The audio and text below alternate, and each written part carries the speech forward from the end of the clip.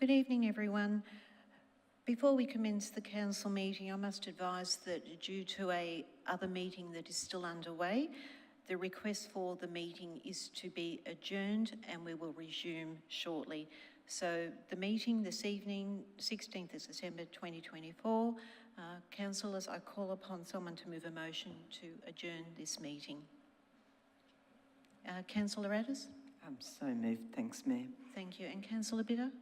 Yep, seconded. All right. I declare, can I have a show of hands, those that support? Those for? I see no opposition. I declare that motion carried and the meeting is adjourned. Thank you. I'm in search of a motion to reopen the urban planning meeting. Councillor Hollingsworth. So moved. Councillor Gillies, you're happy to second? Seconded, thank you. All in favour? We shall resume the urban planning meeting.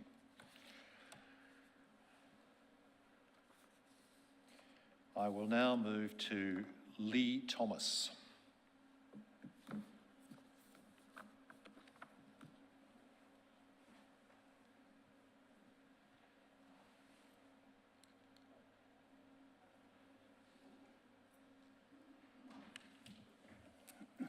Thank you very much. I just want to clarify if you've received again? No? Okay.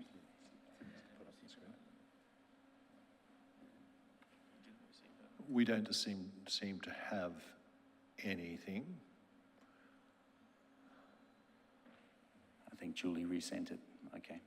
All right. If it comes up, we'll let you know. But would you like to start with your name and suburb? Absolutely. My name is Lee Thomas. I'm the owner of 97 Canterbury Road in Canterbury, where I live with my wife Lisa, that you just heard from, and our 3 teenage daughters. I'm here to address a critical part of our objection, which is the overlooking from Townhouse 2 in the proposed development. This concern was not fully detailed in the response to objections in the council report, so I appreciate the opportunity to present it now. To be specific, I'm referring to the overlooking from 3 windows on the first floor of Townhouse 2, 2 south-facing windows and 1 east-facing window, which belong to a bathroom, master bedroom and walk-in robe. These windows, which would be shown on the left-hand side of my slide, directly overlook our backyard and into our home via our north-facing living room doors. I am aware of Res Code Standard B22 that requires windows to be screened to a height of 1.7 metres from the finished floor level. While this standard might be sufficient in typical cases, I believe that it does not address our specific situation. As the front of our property is on Canterbury Road, our car must be parked to the back of our property on a concrete platform in the northwest corner. The view that you would see on the left side of the slide would show this area indicated by a blue box. This concrete platform prevents us from planting trees or installing other natural barriers to enhance our privacy. You would also be able to see on the picture on the right-hand side, I took a photograph from the approximate position of the windows in Townhouse 2 at a height of 1.7 metres above first floor, finished floor level. You would see our car on the concrete platform and also see that there is a lack of ability for us to create privacy screening on this platform, and it would provide uninterrupted views into our home. So I just want to point out that 1.7 metres is, it means that somebody taller than 182 centimetres. Fantastic. Maybe it's the second slide is what I'm talking about. If we could move to the second one.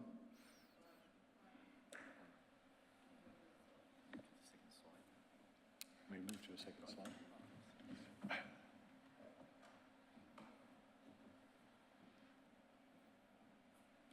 Great. So where I was referring to the picture on the right-hand side that was taken from the approximate position of the windows on Townhouse 2 at a height of 1.7 metres. It shows our car, the white car with the black roof, and also the concrete platform that gives us a lack of ability to plant any trees and protect our privacy. Yeah. I wanted to point out that 1.7 metres means that somebody taller than 182 centimetres, which is not uncommon, could easily see over the frosted glass into our home. I'm slightly over 180 centimetres myself, not exceptionally tall, and I can confirm that I would easily be able to see over the frosting at that level from a reasonable distance from the window. So given our inability to install natural barriers or screens on our property in direct line of these windows, we are respectfully requesting that the frosting on these windows be raised to at least 1.8 metres. This modest increase would would significantly enhance our privacy without materially affecting the comfort of the occupants in Townhouse 2. So we're not asking for any major structural changes, just a small adjustment to ensure that our family's privacy is maintained in light of our unique parking and layout challenges. It's a reasonable compromise that respects the needs of all parties involved. Thank you for your time and consideration. If you'd just like to retain your seat, Councillor Addis, you have a question. Thanks very much. Thanks for presenting. While I'm not suggesting that it's your responsibility to solve it, have you considered trellis, and would it address the problem, or would the angle be the problem from the property rather than A trellis in which location? on the fence where you can't plant trees? Yeah, so I'm not sure what sort of barrier that would look like. The back fence is actually a retractable fence, so we could never put anything on that. So that moves back, that opens, and on the other, so it effectively wouldn't actually create. I mean, I couldn't put anything there if I tried, because I couldn't get my car in and out. On the Thank you. on the western boundary, it wouldn't protect my privacy anyway. Yeah, I was looking at that little gateway, so Yeah. yes, no, Yeah. sorry. But the bulk of the view is on the left-hand side of that gate, yeah? Thank you. We can ask the officers to address that fully. Thank you. Sure.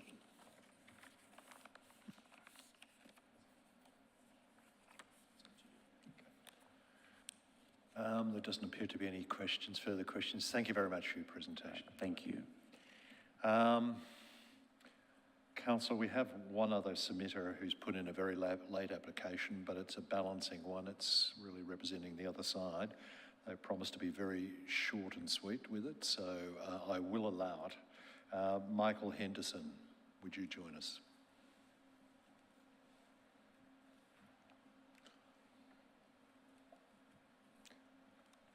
And Michael, if you could start with your name and suburb and very strictly remain within the 3 limits, thank you. 3 minutes limit, thank you. Correct. My name is Michael Henderson. I'm a director at Contour Consultants who practice out of Carlton. I'm also a resident of Kew. I'd like to start this evening by thanking council laws and council officers for their recommendation before you. If I talk concisely to this matter, at a first principles basis, it's important to understand the site is within the general residential zone and the neighbourhood residential zone. It's not encumbered by any character overlays in respect to heritage, neighbourhood character, or any landscaping or environmental overlays.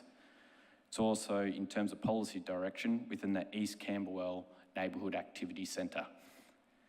As has been clearly put to council officers, or been put to council laws by council officers, within the officer report, this is a repeat permit application.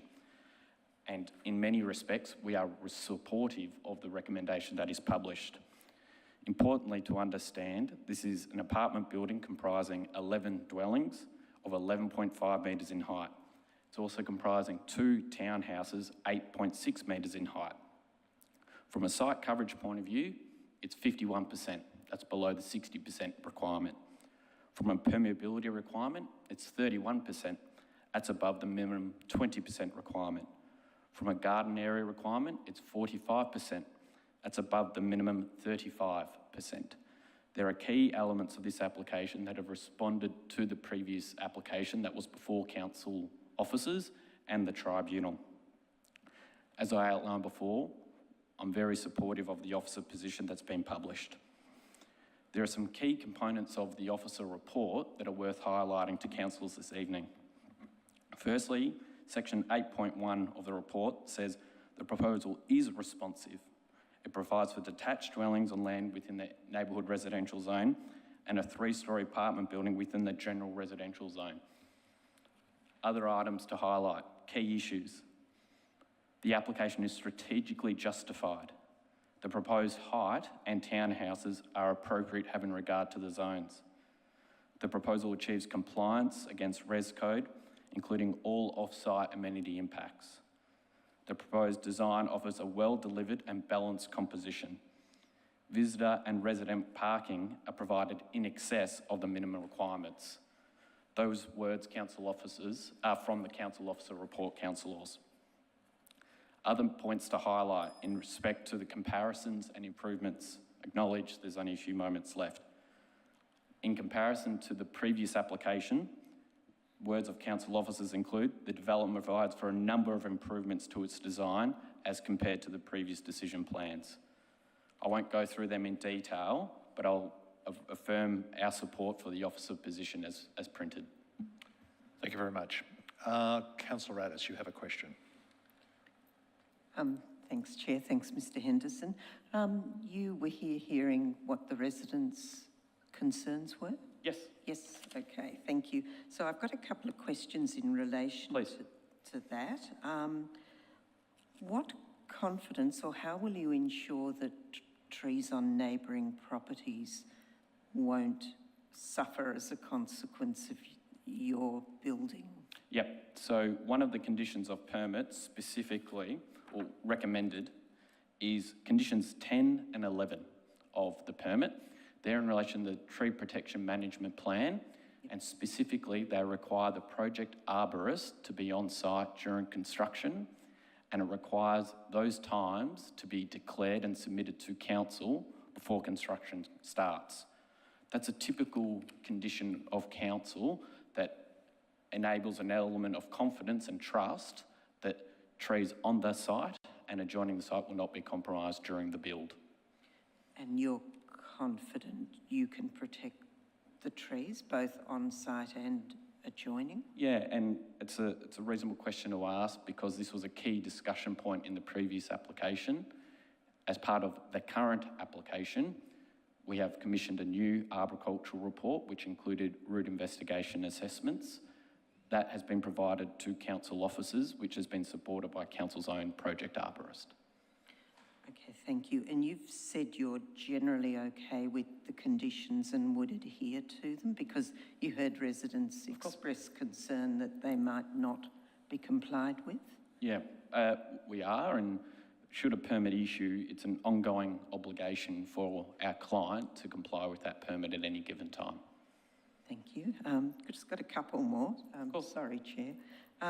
The fence design, is there any opportunity to, and I'll seek guidance from the officers, but to give it some articulation, or you heard what was requested, if that were a condition, would that be something you could consider? Yeah, it's something that can be investigated, absolutely, councillor. What I would highlight as part of the previous application before council, that was one of the elements that was strongly supported by the tribunal, the fencing design. So there is an element of irony to it. Notwithstanding, we're happy to investigate integrated landscaping. It was a bit unclear exactly where the objector wanted to take it, but we're happy to investigate something. Okay, thank you. And the laneway protection, you heard that neighbours cannot have it blocked. Mm-hmm. Have you got a plan to enable you not to do that? So a construction management plan has not been prepared as yet. Notwithstanding to the points made by the objectors, we've actually been in dialogue with a number of other objectors regarding that same consideration about loading and unloading via the laneway, and we're supportive of not encumbering or inhibiting access in that laneway. Which effectively means not using it at all? Correct. Okay, thank you. And you heard concerns about overlooking. Are you confident they can be addressed?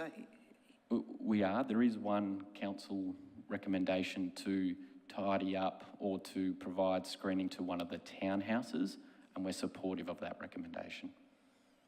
Okay, and there was talk about increasing the frosting slightly. Would that hinder your development I think they were only talking about a small amount. It's not something that we would probably look to entertain, if I'm honest. The standard of 1.7 is set in place for a reason, and if you heighten the glazing or the treatment of that window, it impacts the internal amenity of the future residents. Thank you. I'll ask the officers to address that. Thank you very much. Thank you. Councillor Hollingsworth. Thank you. Just one quick question. Mr Jenkins asked if the residents would be able to access the amended site plans once, if this was supported, any amendments were done. Is that something that you'd entertain to meet with the residents and allow them a viewing of the plans? We would be happy to share that material. It's also subject to how council officers would manage that as well.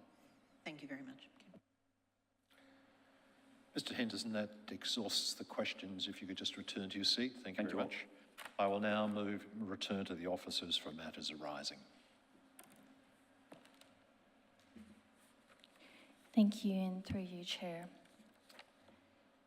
To address the position on sharing of Condition 2 plans, which is the architectural endorsed plans, from an officer perspective, we are limited by privacy reasons. If the permit applicant would like to share those materials with the residents, then they are of course free to. But from our perspective, a freedom of information request would need to be made if they were to come through local government channels, at least.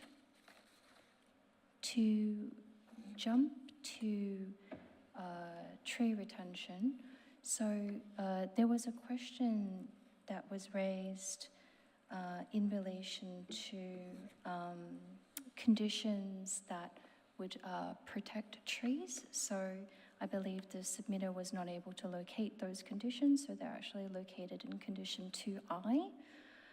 So we require those works provided up front within the architectural plans as opposed to putting them within the landscaping plan or the tree management plan condition. So that clarifies that matter.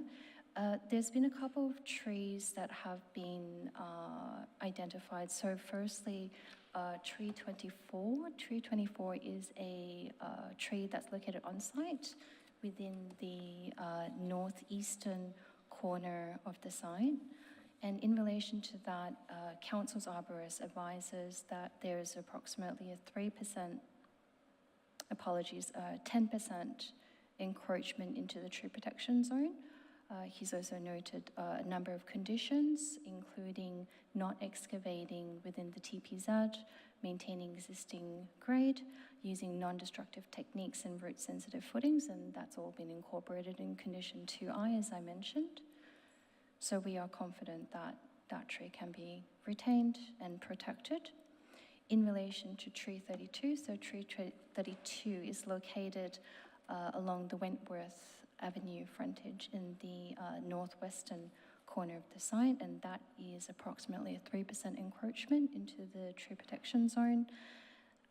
There's also significant root growth. There's an existing building footprint within the proposed encroachment area. So therefore, Council's arborist has inspected the site and he has checked those measurements himself and confirmed that so long as conditions, in the same conditions I read out earlier in relation to maintaining the existing grade within the TPZ, that would ensure that the tree will continue to be retained within that area. As for tree 25, that was the group of magnolias that the submitter noticed was not included within the architectural plans. The reason for that is because there's no works proposed within the TPZ of those trees. Nevertheless, officers have included a condition requiring that to be shown when the plans are to be endorsed. There was a question about permit expiries. So the standard 2 years to commence work has been included on the recommended list of permit conditions with 4 years for completion. If the permit applicant were to seek an extension, then that's a matter that officers would consider on a case-by-case basis. As for consultation, there was a question as to whether or not adequate consultation was done during the course of this application.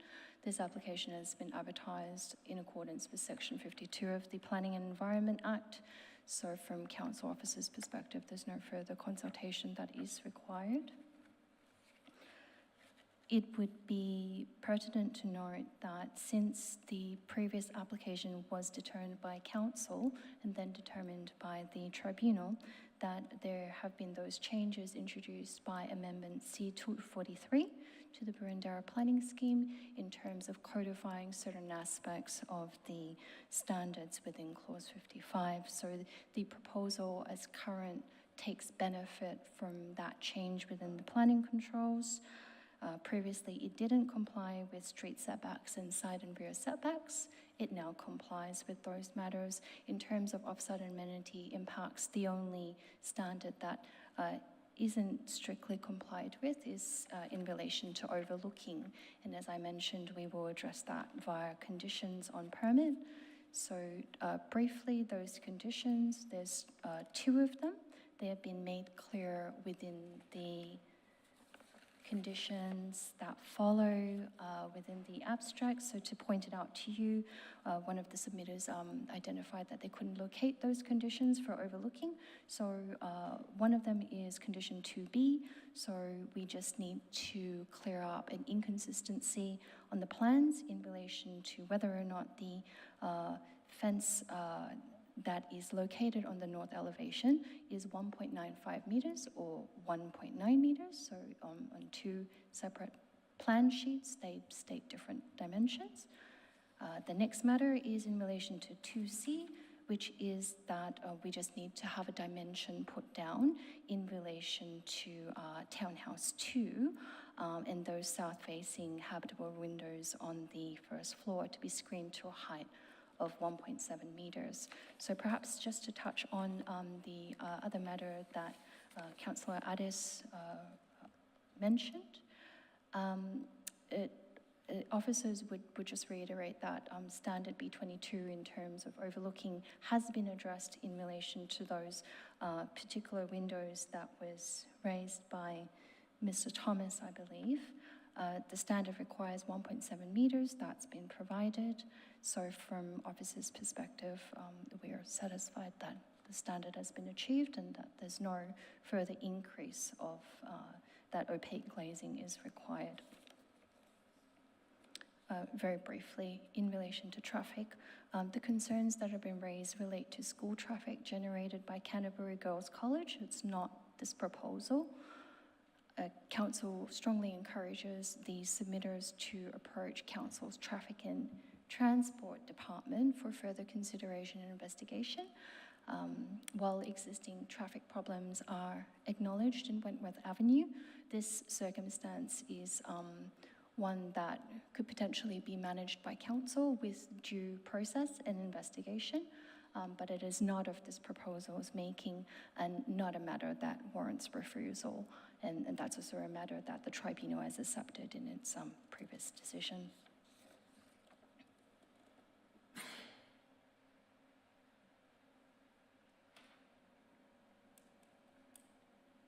In relation to the fence quality, which is probably the last matter on my list, from officers' perspective, and this is also supported by Council's urban designer, is that the metal blade finish, the metal blade fence in bronze finish is a high quality material. It provides for permeable gaps that allows for views into the landscaped front gardens. It's also pertinent to note that this is a material that's integrated throughout the design. It is used on the top floor of the apartment building in terms of a metallic bronze finish. It's also used in the perforated metal screening on the eastern elevation of the apartment building. And it's further applied to balcony balustrades as well within the development. So therefore, it's integrated an acceptable part of the design response proposal. Officers wouldn't be recommending any changes in terms of the fencing material as we consider it appropriate. Thank you. We'll now move to councillor questions. Councillor Addis. Thanks, Chair. If we can, yes, you're at the top of the screen. Could I just check? I think it's meant to say in 2 Wentworth Avenue, Canterbury. We can fix that, can't we?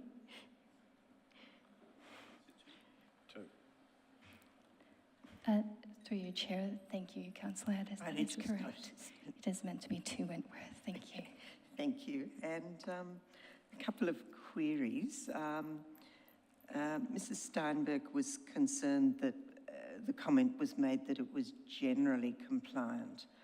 And I guess the question is, with the conditions, is the overlooking fully compliant? Because she was a bit, I think she was a bit concerned that it felt a bit vague. Through you, Chair. Thank you for the question. The proposal complies with B22. The only matters that have been addressed by condition are just minor plan details to ensure that the correct dimensions are shown, etc. And overlooking, that has been addressed. that is definitely compliant, not generally compliant with the conditions? Yes. Yep, thank you. Can you clarify how conditions will be monitored? That will be a role council will ensure that occurs? Through yourself, Chair, maybe I'll touch on that. And I think there was some discussion earlier about the timing of compliance with conditions, and certainly meeting all of the condition expectations and expectations is a requirement to complete the development. Now, that is a matter that Council's enforcement team can and will follow up on if there is any identified non-compliances. And residents could, of course, contact you if they had concerns, because Absolutely. the planning side is council responsibility. Absolutely, and residents regularly do, and I would encourage them, if they identify any areas of non-compliance, to raise them with council, and we will follow those up. Thank you. And I know you're not traffic engineers, but the turning right into Canterbury Road, would that be in the hands of Vic Roads, or do we have some say in that, given that the side street is a council road, I'm assuming? Through you, Chair. Any kind of traffic islands or major improvement works would need to be run past the Department of Transport, being the responsible authority for Canterbury Road. It is their decision, not council's decision, as to whether or not there's any entry restrictions, for example, into Wentworth Avenue. But we could lobby them Chair, for... absolutely. Given the side road is a council road, any option or potential to control turns in and out of that road would be something that we would play a key role in and would work with Vic Roads on. Okay, thank you. I believe that there's a permit that has to be applied for. I can't remember what it's called if you want to occupy a laneway. And I guess my question is, we would refuse that on the basis of the need for residents to be able at all times to access their properties? Again, through yourself, Chair, absolutely. There's an occupation of land permit that would be required to occupy any council land. So occupation of that laneway would require that type of permit.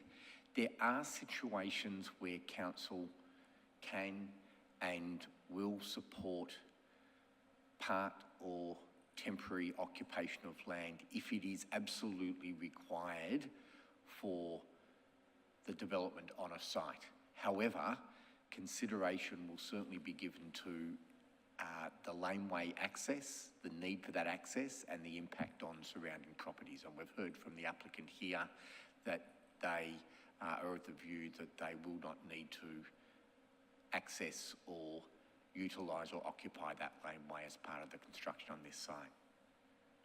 And potentially that could be part of the construction management plan, or you're saying we can't say that under no circumstances, because there might be Again, through yourself, Chair, I'm always hesitant to put restrictions on how a site will be developed. So all of the needs associated with that site through a construction management plan, without that being a considered and thought through process with the developer in considering what they need for that site, because there will be some situations that can't be predicted or anticipated in terms of need to undertake a development that can't be fully anticipated at this point in the planning process.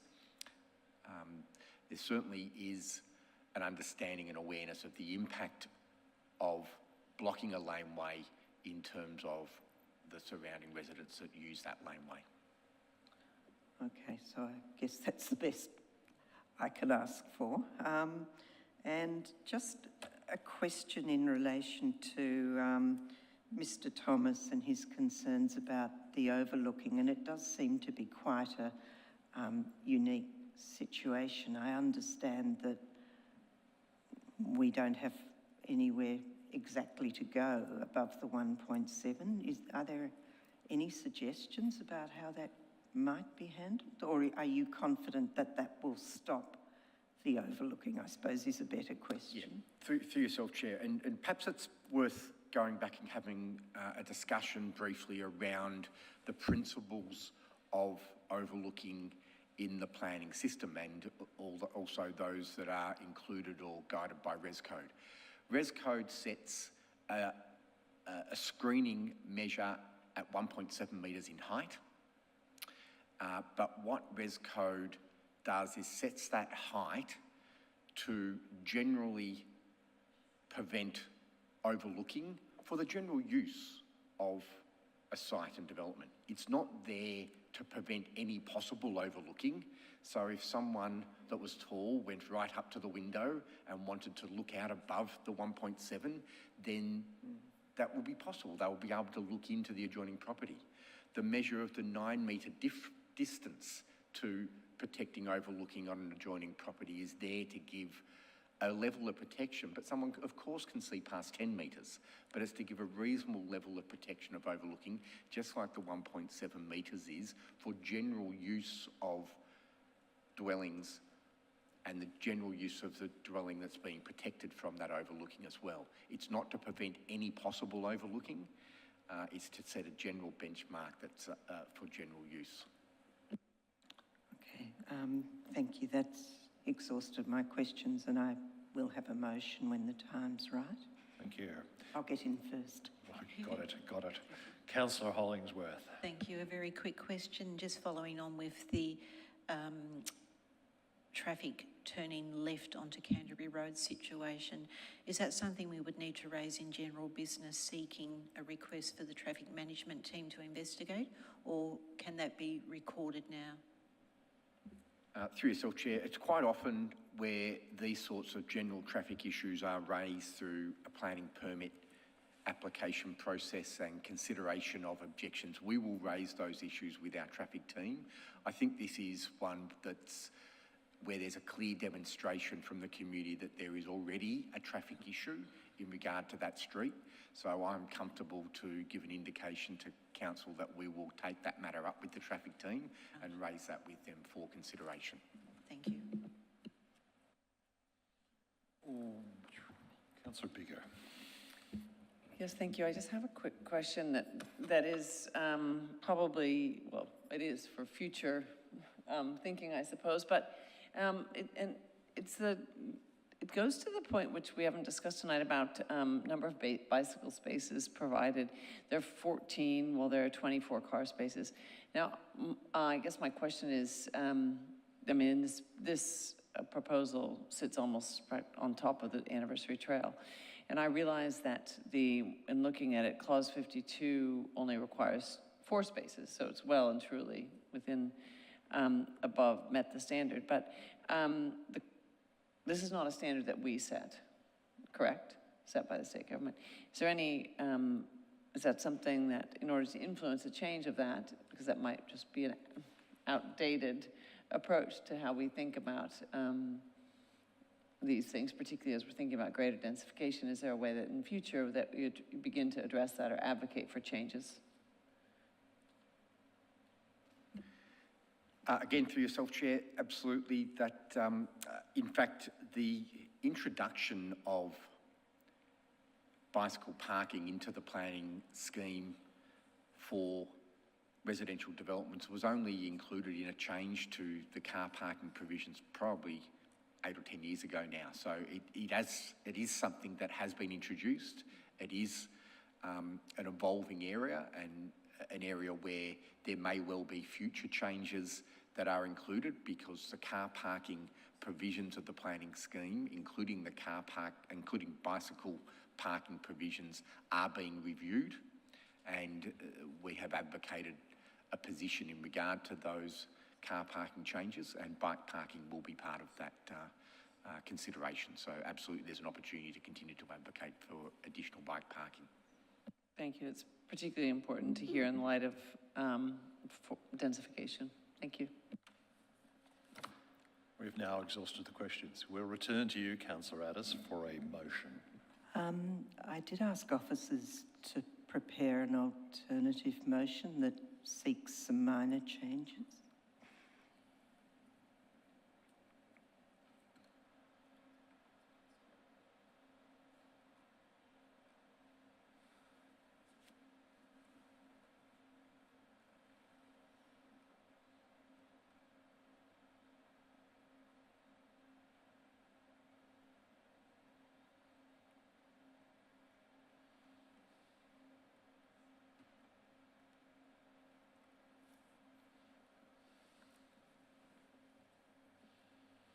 So I think there was that and a traffic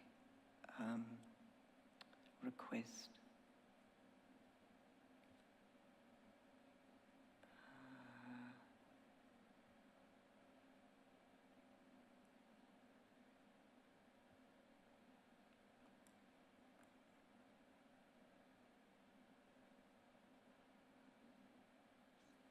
Yep, that's the other one. So do you want to start essentially, then? I'm asking for some articulation with the fence, and that the traffic team undertake a review.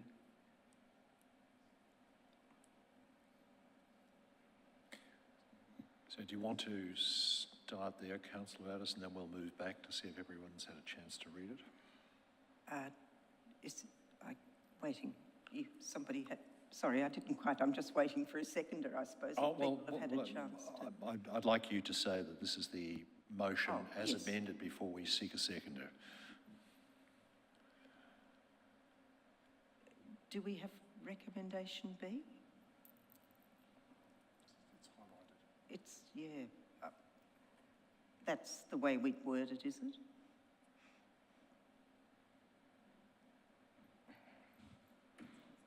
Seems a bit bizarre, but could I ask a question of officers just in respect of the appropriateness of that being included from this meeting in the context of this decision?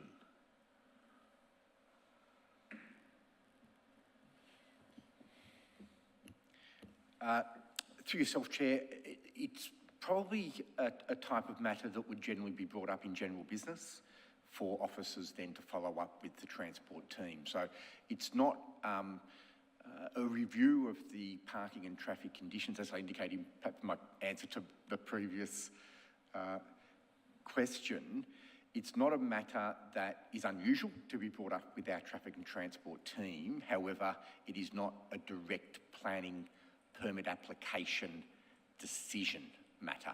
So probably it is better to be a general business matter, and that certainly isn't something that can be taken up with the traffic and transport team. So councillor, you're happy we remove that recommendation B? Yeah, look, I think I'm confident we can achieve the same thing by general business. Thank you. Thank you. Can we scroll up through the other alterations to the motion?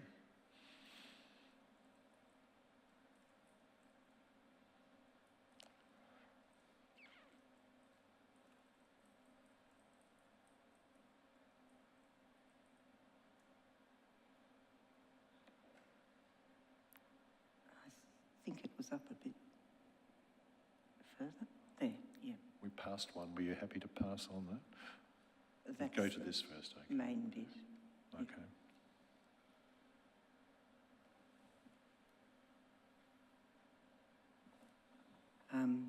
Yes, I mean, that's what I was seeking. Do you want to stick to that? Because the officers responded to that before, I guess, about the indentations of the fence, etc. I do want to stick to that. I acknowledge that the officers have said that the fence itself is of high quality and that it matches, but I don't think that putting indentations will affect that.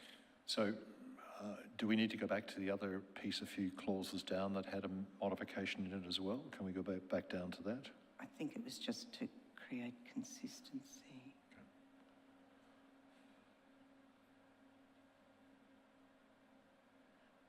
Can I just confirm with officers that that makes it work correctly? Through you, Chair. Those conditions, as worded, if we scroll up,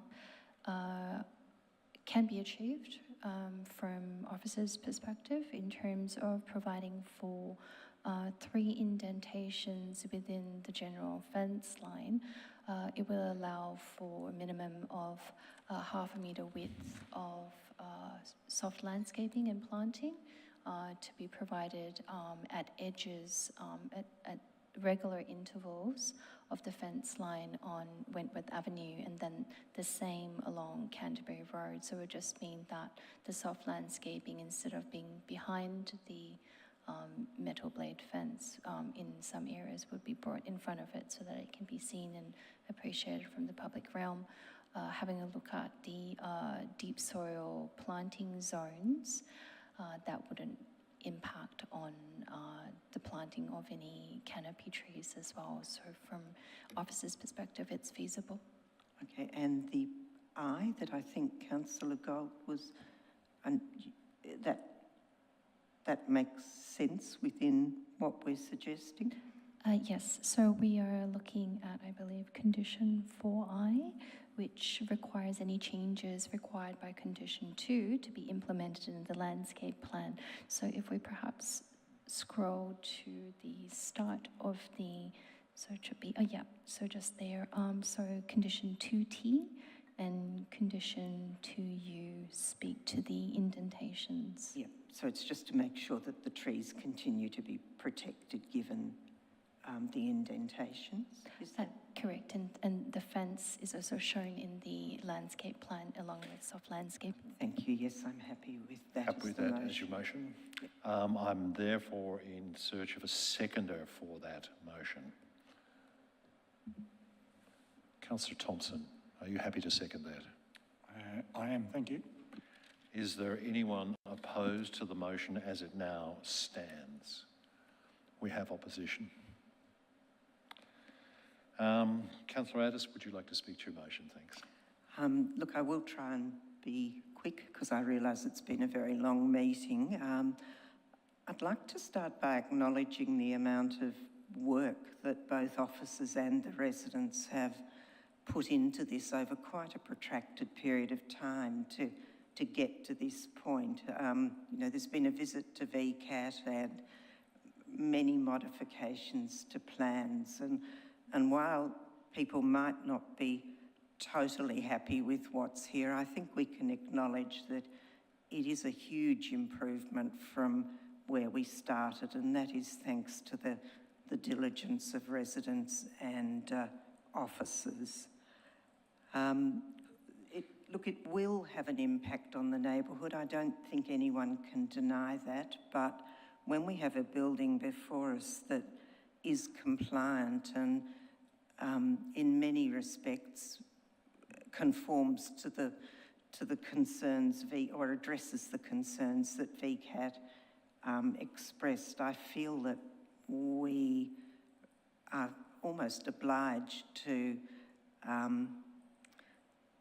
recommend approval, despite perhaps not liking aspects of it and in many ways agreeing with what the residents have said. But these are the rules that we act within, sometimes reluctantly. I think all of us who know the area do understand that there are traffic issues, and it is particularly perilous trying to turn out of Wentworth into Canterbury Road, given the conditions that apply with the bend in the road, and this is a bit of an incline. It is quite difficult. So I've heard, I must remember, in general business to seek what we've taken out, but I think it is quite important that we achieve what we can, although I do acknowledge that it isn't formally part of this process. Maybe officers, and I know again it isn't part of this permit condition, but maybe officers could work with the residents, or maybe they could talk with officers about some ways to try and help their concerns about overlooking. I acknowledge that that isn't something we can do here, but there might be some suggestions that could be made. And I am concerned about the laneway and the fact that really it can't be occupied, but I accept that officers will do their very best to make sure that residents aren't inconvenienced and in general will not allow occupation of the laneway. So we don't always like totally what we seek to approve, but this probably is as good as we're going to get, and delaying it could actually make it a great deal worse, is what I'm understanding. So thank you, everyone, for coming in and talking to us and giving us your wisdom, and thanks to my colleagues. Councillor Thompson, would you like to speak now or reserve your right? Happy to reserve my right. Okay. Councillor Park. Thank you, Chair. I'll be brief. I support the officer's recommendation. I don't see the need to tinker with the fencing. As they say, beauty's in the eye of the beholder. Just because one submitter doesn't happen to feel enamoured of the design isn't sufficient reason to change it and impose the additional expense upon the developer for no good reason. The officers have told us that VCAT was indeed quite supportive of that approach with the fencing, so for the life of me I don't understand why we'd feel the need to change it.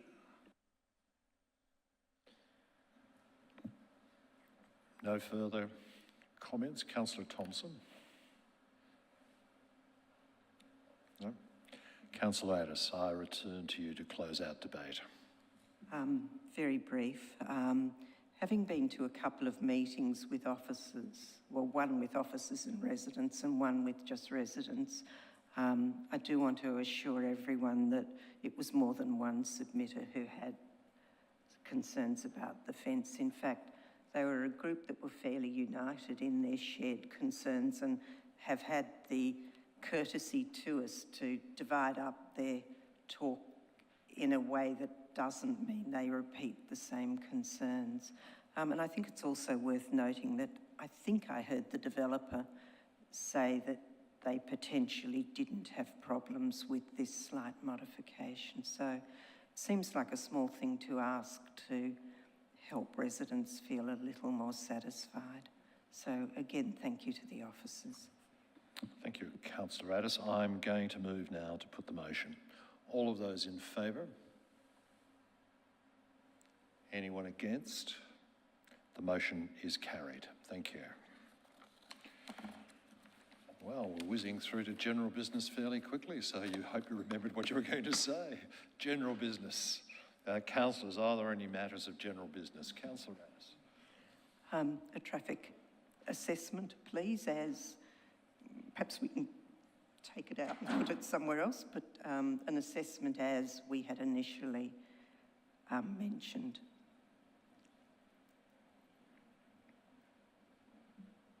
I think we all know where we're heading with this.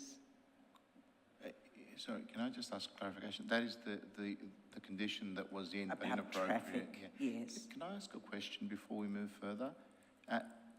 Can a traffic report be asked at any time? And if so, I'm just sort of asking whether that's a needed, whether we need the actual motion. That's all.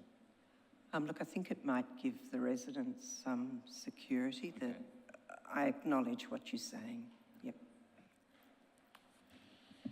Okay. And can I just have one other quick comment? Really, as a general business, to thank the officers for the enormous effort they put into the Sunday afternoon meeting we had that was very short notice and did actually, I know there was some difficulties, but given the constraints and the generosity of officers to give up their time to make the meeting possible in such short time constraints, and also to acknowledge the absolutely wonderful job officers did in their presentations. So just a thank you. Thank you. Urgent business? No items of urgent business. Confidential business? I will now move. Sorry. Have we? I thought we were accepting that we'd read it before, but I'm happy to come back to that. Are you looking for a seconder? That's where I thought we were, still for a seconder on the, we haven't, General we business. haven't Are we moved. moving it as a motion? Okay. Right, okay. I thought we were simply noting it because we were told before if we noted now it would be done.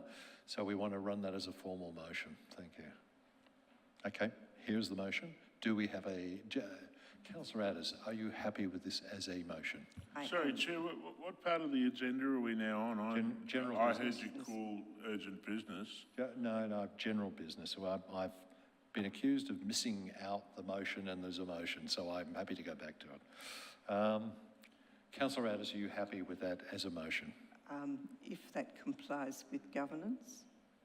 Does that comply with governance? If it's not required, then let's just leave it. That's fine. I just was trying to clarify where we were in the meeting.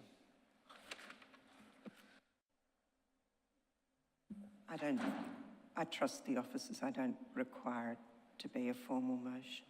Okay, so we don't need a seconder in our, are we happy if we move forward with that? She's not. That's what I thought. Okay. Resuming where we were before, urgent business, none. Confidential business. Can I now move to close the meeting, everyone? Thank you. Before I close this meeting, I want to thank all of you who have joined us this evening. I declare the Urban Planning Delegated Committee meeting closed, and good night. And welcome to the Call Council meeting on the 16th of September 2024. This meeting was called to discuss specific business. Councillor Addis, would you like to read the acknowledgement of country? Might help if I put my microphone on. I acknowledge the Wurundjeri Woi Wurrung as the traditional owners and original custodians of our land, and pay my respects to elders past and present and elders from other communities who may be here today. Thank you. And to members watching on screen or in the gallery this evening, I apologise, we had to close this meeting earlier while we continued with the urban planning meeting, and now obviously we've rescheduled and opened this meeting to continue with proceedings. Before we commence, I request that mobile telephones are turned off or switched to silent. This meeting is being live streamed on the council website. You can watch proceedings of the meeting, council deliberations and voting. This meeting is also being recorded and will be made available on council website as soon as practicable after the meeting. My name is Councillor Lisa Hollingsworth and I'm the Mayor of the Boroondara City Council. I will start by introducing my fellow colleagues. Seated on my left, Councillor Jim Park. Beside Councillor Park is Councillor Felicity Sinfield, our Deputy Mayor. Next is Councillor Nick Stavrou, Councillor Wes Gold, Councillor Di Gillies. Good evening. On the opposite side, Councillor Cynthia Watson, Councillor Gary Thompson, Councillor Jane Addis and Councillor Susan Bigger.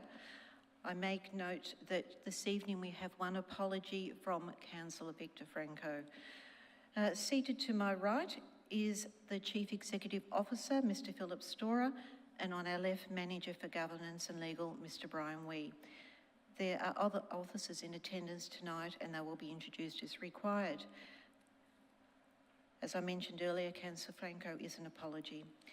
We will move to declaration of conflict of interest of any councillor or councillor officers. I see no lights on at this stage. We will move to item 3.1, amended budget 2024 to 25. I will call on Ms Sapphire Allen, our Chief Financial Officer, to come and present this. Thank you. Thank you, and through you, Mayor. I will sit here today just because I do have a bit of a cold, so I don't want to come up and spread it to other officers. I'll make it very brief this evening as well. So overall, with the amended budget, there's nothing significant to note. Council does remain in a financially sustainable position as well. There have been some changes in relation to the timing of some capital projects, primarily in major projects, that is being moved from 24-25 to 25-26. You'll also note the reallocation of the $64,300 Parklet footpath widening budget, which was in response to Council's 8th of July Services Delegated Committee meeting alternate resolution and the officer's recommendation there as well. Like I said, making it very brief, happy to take any questions. Thank you. I see no lights on. Oh, Councillor Addis, yes. It mentions surplus. Could you clarify what that actually means? Because I'm sure we'll get emails about the surplus. Yeah, no, definitely. Thank you, Councillor Addis. So I will just quickly go over. So the surplus result has increased from a surplus of 5.39 to 19.92. Just noting that the surplus result, it is not profit to council, it is reinvested back into services for the community as well. So I hope that answers your question there. And some of that is because projects have been delayed? Correct. So some projects have been carried forward from the previous financial year as well. So thank you. That's back on. Yeah, no problems. Councillor Sinfield. Ready to move a motion if the time is right. All right. And thank you. And before we go to the motion, Councillor Gold, your light is on. If I can just extend on Councillor Addis's question. I've heard the explanation, it's probably exactly the same thing, but I've heard the explanation being it's really part of the cash flow. It dips in one year, but it's already committed in later years. So whatever we don't spend this year gets spent in another year. It's really a cash flow undulation. Yep. Is that a fair description? Yes, that is very Thank you very correct. much. Thank you. Councillor Park, do you have a question? No, I'm seeking to second the motion, but with a minor. Thank you. Councillor Sinfield, you foreshadowed a motion. I did, and I just have a slight amendment to make to the one that's on the screen, and that is to add in at 3A, where wheel stops are referenced. Could we please put in brackets with a minimum of 3 fixing points? Thank you. And Councillor Park, you're happy to support that? I'll second that, yeah. Yeah, thank you. Councillors, is there anyone opposed to the motion? I see no opposition. Councillor Sinfield, would you like to speak to the motion? I think it's self-explanatory. Thank you to officers. Thank you. I will now put that motion. Those in favour? I declare that carried unanimously. Thank you. We will now move on to the next item, 3.2, Climate Action Grants. This item will be introduced by David Shepherd, Manager of Environmental Sustainability and Open Spaces. Good evening, Mr Shepherd, and good evening, Mr Freer. Please proceed with your introduction. Thank you, and through you, Madam Mayor. At the 26 August Council meeting, Council resolved towards a range of community grants and to seek a further report providing further information regarding the 3 climate action grants. The purpose of this report is to present recommendations for those climate action grants. There were 3 applications, and when these were considered by the review panel, there were questions arising. Further information has been provided by the applicants and is included in the report. The officer recommendation is to fully fund each of the applicants, which would result in total funding of $14,567.22. There was up to $30,000 available for these grants. The unallocated funds will be utilised to deliver other actions within the Climate Action Plan implementation plan for this financial year. The officer recommendation is on the screen and I commend that to you. Thank you. Councillor Addis. Just foreshadowing a motion. Thank you. Councillors, is there any questions? I see Councillor Stavrit. Just a question on page 5. On the last item, Electrify Boroondara, on the table, that should be a no rather than a not. Am I right in reading that correctly? Otherwise, it sort of kind of makes no sense. Through you, Madam Mayor, you are correct, Councillor Stavry. Thank you for that correction. Councillor Addis, you foreshadowed a motion. Yes, the officer's recommendation up on the screen. I presume we don't have to add in that little change. It's Administrative correction. Thank you. I'm in search of a seconder. Councillor Gold? Happy to second, Chair. Thank you. And I ask if there's any opposition to the motion. Councillor Park, would you like to speak to the motion, to your opposition? Councillor Sinfield? Councillor Watson? Sorry. Councillor Addis, would you like to speak to your motion? Thank you. Before we go into debate. Yes, look, I wanted to acknowledge that there has been further thought. I'm aware that there were some concerns that the committee had, and I want to acknowledge the work of the committee and the respect we do have. I don't want this to look like we don't respect the work the committee did, because we do, but there were points of clarification that it seems to me have been addressed. These are really important actions that our community feels quite strongly about. The environment, climate, is one of our community's top priorities, and these grants seek to respond to that, to really help the community do the important things they need to do in achieving greater emission reduction. And we can only hope that these do have the effect, because we desperately need everything we can do to address the climate change issue, which is truly the existential issue of our time, I think. So thank you. Thank you, Councillor. Oh, and I should thank the officers for all the work they've done. It has created more work for them in us asking to revisit this, but I think it's been well worth it, because we've obtained the information we needed to feel more secure. Thank you. Councillor Gold, as the seconder, would you like to speak now or reserve your right? Reserve my right, thank you. All right, thank you. Would any other councillor like to speak? No? Councillor Gold, Would you like to speak now as the seconder? Thank you very much.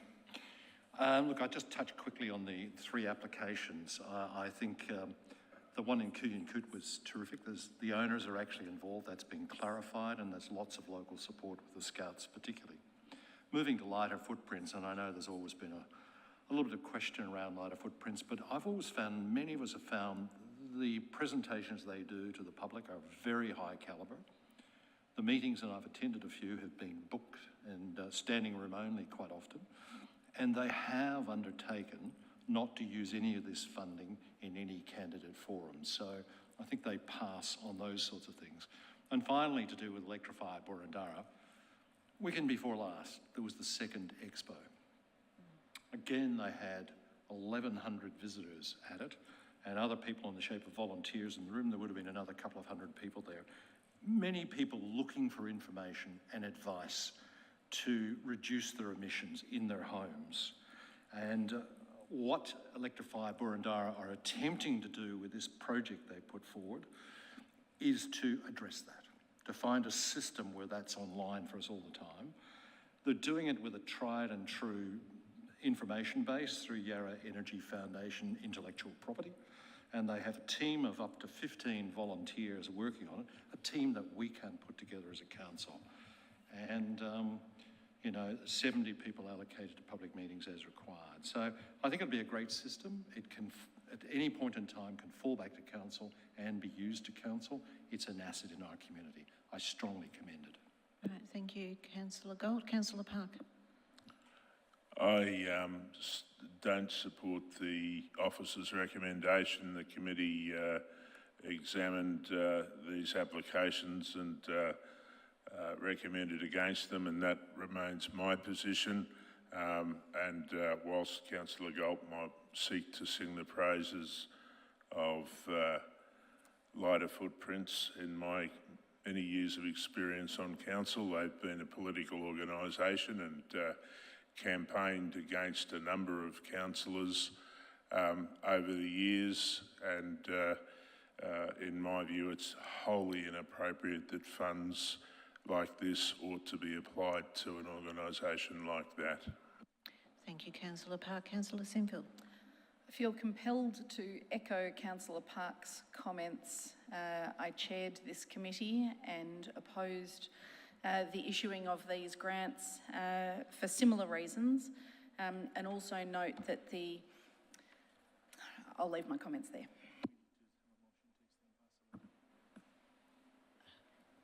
Councillors, I am in search of a motion to go past 11 o'clock. So I'm in seek of someone to put that motion.